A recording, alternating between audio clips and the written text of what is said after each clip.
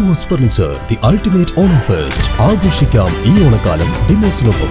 ഇപ്പോൾ മുഖ്യമന്ത്രിയുടെ ഓഫീസ് കേന്ദ്രീകരിച്ച് എല്ലാ നിലയിലും സ്വാധീനവും അധികാരവുമുള്ള ഒരാളെ MDMA-യുമായി ബന്ധപ്പെട്ട് പിടികൂടിയിരിക്കുന്നു. അത് ചർച്ച ചെയ്തതിന് പകരം നേരത്തെ നടന്ന ഒരു സാമ്പത്തിക ഇടപാടിനെ മുൻനിർത്തിയിട്ട് ഊഹാപോഹങ്ങൾ സൃഷ്ടിക്കുകയാണ്.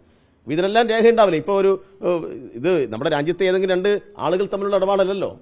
ഇത് രാജ്യത്തിന് പുറത്തുള്ള ചില ഏജൻസികളുമായി നടക്കുന്ന ഇടപാടാണ്. അതിനെല്ലാം കൃത്യമായ മാനദണ്ഡങ്ങൾ പാലിച്ചിട്ടുണ്ട് എന്നാണ് ഞാൻ മനസ്സിലാക്കുന്നത്. ഇനി അതിനകത്ത് എന്തെങ്കിലും ലംഘനം ഉണ്ടായിട്ടുണ്ടെങ്കിൽ സ്വാഭാവികമായിട്ടും അതിൻ്റെ കാര്യങ്ങൾ പുറത്തു വരട്ടെ. അപ്പം അതിനിടയിൽ ഊഹാപോഹങ്ങൾ സൃഷ്ടിച്ച് ഈ നിലയിൽ വാർത്ത കൊടുക്കുന്നത് ശരിയല്ല എന്നാണ് എനിക്ക് അഭിപ്രായമുള്ളത്. മുഖ്യമന്ത്രിയുടെ സോഷ്യൽ മീഡിയ കോർഡിനേറ്റർമാരും അദ്ദേഹത്തിൻ്റെ കൂട്ടാളികളും MDMA-യുമായി പിടിയിലായിട്ട് ഒരു ദിവസം പിന്നിടുകയാണ്. അത്യന്തം ഗൗരവമായിട്ടുള്ള ഈ കേസുമായി ബന്ധപ്പെട്ട വാർത്തകൾ കേന്ദ്ര ഗവൺമെൻറ്റിനെ സ്വാധീനിച്ച് ചില ചാനലുകളിൽ നിന്ന്, പ്രത്യേകിച്ച് സോഷ്യൽ മീഡിയ പ്ലാറ്റ്ഫോമുകളിൽ നിന്ന് മെറ്റയെ ഉപയോഗപ്പെടുത്തി ഒഴിവാക്കാനുള്ള നീക്കമാണ് നടന്നുകൊണ്ടിരിക്കുന്നത്. ഇവിടെ അങ്ങേയറ്റം വിദ്വേഷ പ്രസംഗം നടത്തി സ്ത്രീകൾക്കെതിരായ പരാമർശം നടത്തിയിട്ടുള്ള RSSന്റെ നേതാവിൻ്റെ ഈ വിദ്വേഷം നിറഞ്ഞ പ്രസംഗം നീക്കാൻ സംസ്ഥാന ഗവൺമെൻറ്റിന്, സംസ്ഥാനത്തെ പോലീസ് സംവിധാനത്തിന് കഴിയുന്നില്ല. എന്നാൽ ഇവിടെ രാസലഹരിയുമായി ബന്ധപ്പെട്ട് പിടികൂടപ്പെട്ട ആളുകൾക്കെതിരെ വരുന്ന വാർത്തകൾ നീക്കം ചെയ്യാൻ മുഖ്യമന്ത്രി UDFന്റെ ഗവൺമെൻറ് കാണിക്കുന്ന തിടുക്കം അങ്ങേയറ്റം സംശയം ഉളവാക്കുന്നതാണ്. മുഖ്യമന്ത്രി VD സതീശന് RSSുമായി നല്ല ബന്ധമുള്ളതുകൊണ്ടാണ് മിനിറ്റുകൾക്കകം മെറ്റയിൽ സ്വാധീനം ചെലുത്തി ഇത്തരം കാര്യങ്ങൾ നീക്കം ചെയ്യാൻ അദ്ദേഹത്തിന് കഴിഞ്ഞത്. ഇത് ഗൗരവമായ ഒരു രാഷ്ട്രീയ വിഷയം തന്നെയാണ്. മറ്റൊന്ന്, മുഖ്യമന്ത്രിയുടെ ഓഫീസുമായി നല്ല ബന്ധമുള്ള, മുഖ്യമന്ത്രി അങ്ങോട്ട് വീട്ടിൽ പോയി കാണുന്ന, മുഖ്യമന്ത്രിയെ ഇങ്ങോട്ട് ഏത് സമയത്തും വീട്ടിലും ഓഫീസിലും വന്ന് കാണാൻ എല്ലാവിധ അനുവാദമുള്ള ഒരാളെ പിടികൂടിയിട്ട് ഇവിടെ ചില വാർത്താ ചാനലുകളും പത്രങ്ങളുമെല്ലാം അങ്ങേയറ്റം ഈ സംഭവത്തെ വെള്ളപൂശുന്ന സമീപനമാണ് സ്വീകരിച്ചത്. പല മാധ്യമങ്ങളും അത് റിപ്പോർട്ട് ചെയ്യാൻ തയ്യാറാവുന്നില്ല. നിങ്ങൾ ഓർമ്മിക്കേണ്ടത്, ഇപ്പോൾ നേരത്തെ മുഖ്യമന്ത്രിയായിരുന്ന പിണറായി വിജയൻ അദ്ദേഹത്തിൻ്റെ സോഷ്യൽ മീഡിയ ഓപ്പറേറ്ററാണ്, സോഷ്യൽ മീഡിയ കോർഡിനേറ്ററാണ് ഈ നിലയിൽ പിടിക്കപ്പെട്ടതെങ്കിൽ ഈ വാർത്താവിന്യാസം ഏത് രൂപത്തിലുള്ളതായിരിക്കും എന്ന് നമുക്ക് ഊഹിക്കാൻ പറ്റുന്നതേ ഉള്ളൂ. ഇന്നിപ്പോൾ ഒരു വാർത്താമാധ്യമം കൊടുത്തത്, ഒരു പത്രം കൊടുത്തത് മുഖ്യമന്ത്രി VD സതീശൻ്റെ ആരാധകൻ പിടിയിലായി എന്നാണ്. ആരാധന ആർക്കും ആരോടും ആവാമല്ലോ. അപ്പോൾ പ്രത്യേകിച്ച് മുഖ്യമന്ത്രിക്ക് അതിനകത്ത് ഉത്തരവാദിത്വമൊന്നുമില്ല. ഒരു സാധാ ആരാധകനെ പിടിച്ചിരിക്കുന്നു എന്ന് ഒരു പ്രധാനപ്പെട്ട പത്രം അവരുടെ 8ാമത്തെ പേജിനകത്ത് ആരും കാണാൻ സാധ്യതയില്ലാത്ത വിധത്തിൽ ലേഔട്ട് ചെയ്ത് കൊടുത്തിരിക്കുകയാണ്. ഞാനിന്ന് മിക്കവാറും പത്രങ്ങളെല്ലാം ഓടിച്ചു നോക്കിയപ്പോൾ ആ മാധ്യമങ്ങളൊന്നും കാര്യമായ നിലയിലുള്ള വാർത്ത കൊടുക്കാൻ തയ്യാറാവുന്നില്ല. അപ്പോൾ ആര് സംരക്ഷിക്കാൻ ശ്രമിച്ചാലും കൂടുതൽ തെളിവുകൾ പുറത്തു വരികയാണ്. ഈ തെളിവുകൾ പുറത്തു വരുന്ന സന്ദർഭത്തിൽ കേരളത്തിൻ്റെ മുഖ്യമന്ത്രി വളരെ ഉത്തരവാദിത്തോടുകൂടി ഇതിനോട് പ്രതികരിക്കണം എന്നാണ് ഞങ്ങൾ അഭ്യർത്ഥിക്കുന്നത്. മറ്റൊന്ന്, കേരളത്തിലെ ഒരു മന്ത്രി OJ ജനീഷ്, അദ്ദേഹം അങ്ങേയറ്റം തെറ്റിദ്ധാരണ ഉണ്ടാക്കുന്ന ഒരു പ്രസ്താവന ഇന്നലെ നടത്തിയിരിക്കുകയാണ്. ഈ MDMA കേസുമായി ബന്ധപ്പെട്ട പ്രതികൾ കോൺഗ്രസുമായി യാതൊരു ബന്ധവുമില്ല, യൂത്ത് കോൺഗ്രസുമായി യാതൊരു ബന്ധവുമില്ല എന്നാണ് അദ്ദേഹം പ്രഖ്യാപിച്ചത്. അദ്ദേഹം യൂത്ത് കോൺഗ്രസിന്റെ സംസ്ഥാന അധ്യക്ഷൻ കൂടിയാണ്. പക്ഷേ യൂത്ത് കോൺഗ്രസിന്റെ എറണാകുളം ജില്ലാ കമ്മിറ്റി പത്രക്കുറിപ്പിറക്കിയിട്ട് പറഞ്ഞത് ഈ MDMA കേസിൽ പ്രതിചേർക്കപ്പെട്ട് പിടികൂടിയിട്ടുള്ള ആളുകളെ ഞങ്ങളുടെ സംഘടനയിൽ നിന്ന് പുറത്താക്കിയിരിക്കുന്നു എന്നാണ്. സംസ്ഥാന പ്രസിഡന്റ് പറയുന്നു ഞങ്ങളുമായിട്ട് ബന്ധമില്ല, മന്ത്രി പറയുന്നു ഞങ്ങളുമായിട്ട് ബന്ധമില്ല. എന്നാൽ എറണാകുളത്തെ ജില്ലാ പ്രസിഡന്റ് പറയുന്നു ഇവർ ഗുരുതരമായ കുറ്റം ചെയ്തിട്ടുണ്ട്, ഇവരെ പുറത്താക്കിയിരിക്കുന്നു. അപ്പോൾ ആദ്യഘട്ടത്തിൽ തന്നെ ഇവർ മുന്നോട്ട് വെക്കുന്ന വാദങ്ങളെല്ലാം പൊളിയുന്ന കാഴ്ചയാണ് നമുക്ക് കാണാൻ വേണ്ടി കഴിയുന്നത്. ഇത് ഗൗരവമായി ചർച്ച ചെയ്യേണ്ട ഒരു കാര്യമാണ്.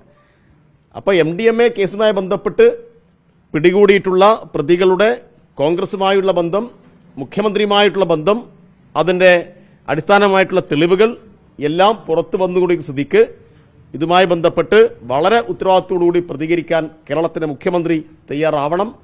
മുഖ്യമന്ത്രി മെറ്റയെ ഉപയോഗിച്ച് കേന്ദ്ര ഗവൺമെന്റിനെ സ്വാധീനിച്ച് RSSന്റെ പിന്തുണയോടുകൂടി ഇത്തരം വാർത്തകളെ മുക്കിക്കളയാൻ നോക്കുന്നത് ജനാധിപത്യ സമൂഹത്തിന് ഒട്ടും ഭൂഷണമായിട്ടുള്ള കാര്യമല്ല എന്നുകൂടി അദ്ദേഹത്തെ ഓർമ്മപ്പെടുത്തുകയാണ്.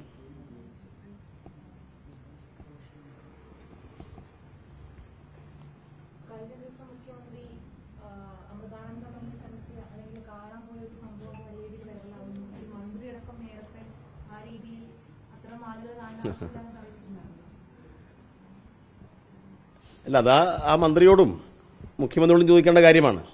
കാരണം ഇവരെല്ലാം പറയുന്ന വാക്കിന് എന്തെങ്കിലും വിലയുണ്ടോ എന്ന കാര്യം അവർ തന്നെ ആലോചിക്കേണ്ടതാണ്.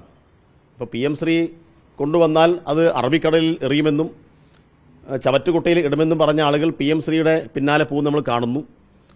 ഇതുമായി ബന്ധപ്പെട്ട് നിങ്ങൾ പറഞ്ഞ ആരോപണത്തെ കേരളത്തിലെ ഒരു ഇടതുപക്ഷത്തിന്റെ ഭാഗമായി നിൽക്കുന്ന മന്ത്രി സന്ദർശനം നടത്തിയ ഒരു ചടങ്ങിൽ പങ്കെടുത്തതിനെ വിമർശിച്ചുകൊണ്ട് നടത്തിയ പ്രസംഗം അത് നേരെ അവരെ തിരിഞ്ഞു കുത്തുകയാണ്. അപ്പോൾ അതിനകത്തൊക്കെ അവർ തന്നെയാണ് അഭിപ്രായം പറയേണ്ടത്. ഞങ്ങൾ അതിനകത്ത് പ്രത്യേകിച്ച് അഭിപ്രായം പറയുന്നില്ല. സമാനമായി തന്നെയായിരുന്നു വെള്ളാപ്പള്ളിയുമായിട്ടും പല മന്ത്രിമാരും സന്ദർശനം നടന്ന സാഹചര്യം. കഴിഞ്ഞ സർക്കാരിന്റെ കാലത്ത് അതാ പറഞ്ഞ വെള്ളാപ്പള്ളിയുടെ കാര്യത്തിനകത്ത് മതനേതാക്കളുടെ തിണ്ണ നിരങ്ങില്ല, സമുദായ നേതാക്കളുടെ തിണ്ണ നിരങ്ങില്ല എന്നാണ് VD സതീശൻ നേരത്തെ പ്രസംഗിച്ചത്. എന്നാൽ തെരഞ്ഞെടുപ്പ് സമയത്ത് എല്ലാവരുടെയും തിണ്ണ നിരങ്ങിയതാരാണ് എന്ന് അതാത് സമുദായ നേതാക്കൾ തന്നെ വെളിപ്പെടുത്തിയല്ലോ. ഇപ്പൊ NSSന്റെ ആസ്ഥാനത്ത് പോയി ഇരുന്ന കാര്യം NSSന്റെ പ്രസിഡന്റ് നേരത്തെ ജനറൽ സെക്രട്ടറി നേരത്തെ പറഞ്ഞിട്ടുണ്ട്. അപ്പോൾ നേരത്തെ SNDPയുടെ നേതാവിനെ പോയി കണ്ടിട്ടുണ്ട്. തുഷാർ വെള്ളാപ്പള്ളിയുടെ വീട്ടിലേക്ക് ഒരു പ്രധാനപ്പെട്ട മന്ത്രി തന്നെ പോയിട്ട് അങ്ങോട്ട് ഷാൾ അണിയിച്ചിട്ടുണ്ട്. ബിന്ദു കൃഷ്ണ എന്ന് പറയുന്ന മന്ത്രി പോയി ഷാൾ അണിയിക്കുന്ന ഇത്ര നമ്മൾ കണ്ടതാണ്. അപ്പോൾ പറയുന്ന വാക്കിന് ഒരു വിലയും ഇവർ തന്നെ കൊടുക്കുന്നില്ല. ഇവരുടെ വാക്കും പഴയ ചാക്കുമെല്ലാം കണക്കാണ് എന്ന രൂപത്തിലേക്ക് കാര്യങ്ങൾ വരുന്നു എന്നത് ഓരോ ദിവസവും നമ്മൾ കണ്ടുകൊണ്ടിരിക്കുകയാണ്. അർജന്റീനിയൻ ടീമിനെ കേരളത്തിലെത്തിക്കുന്നതുമായി ബന്ധപ്പെട്ട് ഗുരുതരമായ നിയമനങ്ങളും വന്നിട്ടുണ്ട്. അതോടൊപ്പം തന്നെ ഒരു മുൻ മന്ത്രി അബ്ദുറഹ്മാനെതിരെ ആരോപണത്തിൽ നിൽക്കണം. അത് DYFIയുടെ നിലപാടാണ്. അതില് മന്ത്രി തന്നെ ആ കാര്യം വെളിപ്പെടുത്തിയിട്ടുണ്ട്. മാത്രമല്ല ഇത് ഇന്റർനാഷണൽ കോടതിയിൽ കേസും നടക്കുന്ന ഒരു കാര്യമാണ്. അതിനകത്തൊന്നും ഒരു രൂപ പോലും സംസ്ഥാന സർക്കാരിന് നഷ്ടമുണ്ടായിട്ടില്ല എന്നും കൃത്യമായിട്ടുള്ള പണമിടപാട് നടന്നതിന്റെ രേഖകൾ ഈ പണം കൊടുത്ത സ്പോൺസറുടെ കയ്യിൽ ഉണ്ട് എന്ന കാര്യം വെളിപ്പെടുത്തിയിട്ടുണ്ട്. സ്വാഭാവികമായിട്ടും അവരെ കൂടി കേൾക്കാൻ നിങ്ങൾ തയ്യാറാവണം. ഇനിയിപ്പോൾ അതിനകത്ത് എന്തെങ്കിലും ഉണ്ടെങ്കിൽ അത് ഗവൺമെന്റ് UDF ആണല്ലോ, അന്വേഷണം നടത്തട്ടെ. പക്ഷെ വെറുതെ ഈ പുകമറ സൃഷ്ടിച്ചിട്ട് ഇപ്പോൾ ചർച്ച ചെയ്യുന്ന കാര്യങ്ങളിൽ നിന്നും ശ്രദ്ധയിരിക്കാനുള്ള ശ്രമം അത് ശരിയല്ല എന്നാണ് അഭിപ്രായപ്പെടാനുള്ളത്. ഇപ്പോൾ മുഖ്യമന്ത്രിയുടെ ഓഫീസ് കേന്ദ്രീകരിച്ച് എല്ലാ നിലയിലും സ്വാധീനവും അധികാരവുമുള്ള ഒരാളെ MDMAയുമായി ബന്ധപ്പെട്ട് പിടികൂടിയിരിക്കുന്നു. അത് ചർച്ച ചെയ്തതിന് പകരം നേരത്തെ നടന്ന ഒരു സാമ്പത്തിക ഇടപാടിനെ മുൻനിർത്തിയിട്ട് ഊഹാപോഹങ്ങൾ സൃഷ്ടിക്കുകയാണ്. ഇതിനെല്ലാം രേഖയുണ്ടാവില്ല. ഇപ്പോൾ ഇത് നമ്മുടെ രാജ്യത്തെ ഏതെങ്കിലും രണ്ട് ആളുകൾ തമ്മിലുള്ള ഇടപാടല്ലല്ലോ. ഇത് രാജ്യത്തിന് പുറത്തുള്ള ചില ഏജൻസികളുമായി നടക്കുന്ന ഇടപാടാണ്. അതിനെല്ലാം കൃത്യമായ മാനദണ്ഡങ്ങൾ പാലിച്ചിട്ടുണ്ട് എന്നാണ് ഞാൻ മനസ്സിലാക്കുന്നത്. ഇനിയിപ്പോൾ അതിനകത്ത് എന്തെങ്കിലും ലംഘനം ഉണ്ടായിട്ടുണ്ടെങ്കിൽ സ്വാഭാവികമായിട്ടും അതിന്റെ കാര്യങ്ങൾ പുറത്തു വരട്ടെ. അപ്പം അതിനിടയിൽ ഊഹാപോഹങ്ങൾ സൃഷ്ടിച്ച് ഈ നിലയിൽ വാർത്ത കൊടുക്കുന്നത് ശരിയല്ല എന്നാണ് എനിക്ക് അഭിപ്രായമുള്ളത്.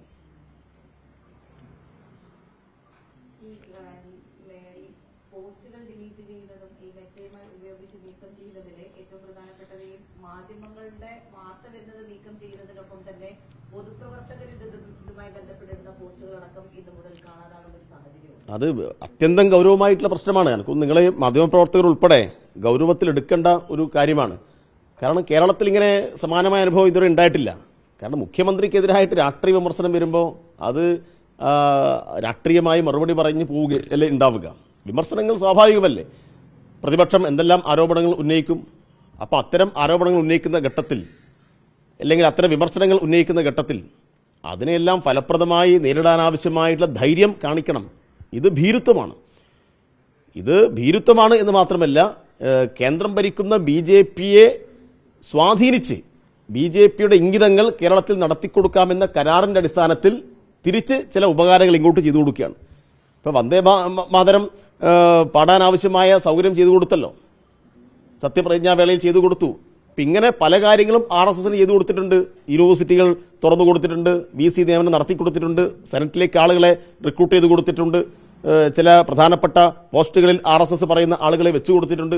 അപ്പം അതിന് പ്രത്യുപകാരമായിട്ട് കേന്ദ്ര ഗവൺമെന്റ് VD സതീശന് ഇത്തരം കാര്യങ്ങൾ ചെയ്തു കൊടുക്കുന്നു എന്ന് വേണം കാണാൻ. ഇതിനൊന്നും മുഖ്യമന്ത്രി ഇതുവരെ മറുപടി പറഞ്ഞിട്ടില്ല. ഈ മാധ്യമ സ്വാതന്ത്ര്യത്തെയും ജനാധിപത്യ രീതിയും ഒക്കെ മറികടക്കുന്ന തരത്തിലുള്ള പ്രവർത്തനങ്ങളല്ലേ മുഖ്യമന്ത്രിയുടെ ഭാഗത്തുനിന്ന് ഉണ്ടാകുന്നത്? അത്യന്തം ഗൗരവമാണ്. കാരണം അതായത് ഫേസ്ബുക്കിലിട്ട് ഉദാഹരണം പറഞ്ഞാലേ നമ്മുടെ കടലിൽ കാണാതായിട്ടുള്ള ജോണിന്റെ മകൾ, ആ പെൺകുട്ടി അങ്ങേയറ്റം പ്രയാസം കൊണ്ടാണ് പിന്നെ സാമൂഹ്യ മാധ്യമങ്ങളല്ല ചാനലുകളോടെ പ്രതികരിച്ചത്. ആ കുട്ടി തന്നെ പറഞ്ഞത് എനിക്ക് സാമൂഹ്യ മാധ്യമ അക്കൗണ്ടുകളൊന്നും ഇല്ല എന്നാണ് ആ കുട്ടി പറഞ്ഞത്. അപ്പോൾ ഏതോ ഒരു ചാനൽ പോയിട്ട് ഇങ്ങനെ മൈക്ക് നീട്ടിയപ്പോൾ ആ കുട്ടി ചില വിമർശനങ്ങൾ ഉന്നയിച്ചു. അത് ഭരണകൂടത്തോടുള്ള വിമർശനമാണ്, VD സതീശനോട് വ്യക്തിപരമായ വിമർശനമല്ല. പക്ഷെ ആ അച്ഛനെ നഷ്ടപ്പെട്ട കുട്ടിയുടെ പങ്കുവെക്കപ്പെട്ട വേദന എൻ്റെ ഭരണത്തിന് എനിക്ക് ഒരു കോട്ടമുണ്ടാക്കും എന്ന് കണ്ടിട്ട് അതുപോലും മെറ്റയെ സ്വാധീനിച്ചിട്ട് നീക്കിക്കളഞ്ഞു എന്നുള്ളതാണ്. അപ്പം മാധ്യമ സ്വാതന്ത്ര്യം, പൗരന്മാരുടെ പ്രതികരിക്കാനുള്ള സ്വാതന്ത്ര്യം, അതിനെല്ലാം കുച്ചുവിലങ്ങിടുന്ന ഒരു സമീപനത്തിലേക്ക് മുഖ്യമന്ത്രി പോകുന്നു. ഇത് ശരിയല്ല.